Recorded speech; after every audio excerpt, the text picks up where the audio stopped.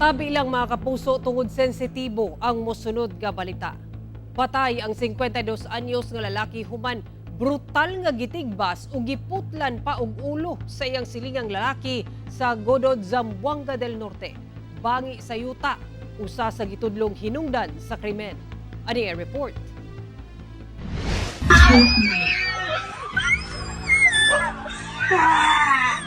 Gikalisang sa mga residenteng nakakita ang gihimong pagpatay niining 29 anyos nga lalaki sa 52 anyos nga lalaking silingan ini sa Puruksais, Barangay Mauswagon sa Godod, Zamboanga del Norte nga nahitabo Sabado sa buntag. Giayo gayud og tigbas sa sospek ang biktima hangtod nga naputol ang ulo niini.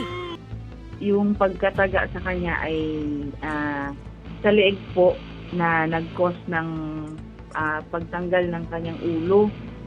So, according naman sa mga witness dun sa area, sir, na nung after daw ng pagtaga, kinuha daw nung suspect yung ulo at dinala papunta doon sa bahay niya. Ang maong insidente, gilayong girespondihan sa Godod Municipal Police Station. Gani na atlan pa ang lawas sa biktima pipila ka metros lang gikan sa balay sa maong sospek. Hinuon mi-surrender sa PNP ang sospek. Matod sa Police Regional Office 9, doon na kunoy nahitabong panaglalis tali sa biktima ug sospek, una nahitabo ang krimen. Accordingly, after nilang magtataw, etong ating victim ay tumalikod kasi malapit siya. Parang nasa harapan lang ng bahay niya. Nangyari yung pagtatalo nila. Tumalikod siya para pumasok sa bahay nila. Pagtalikod niya, doon po siya tinaga ng ating suspect.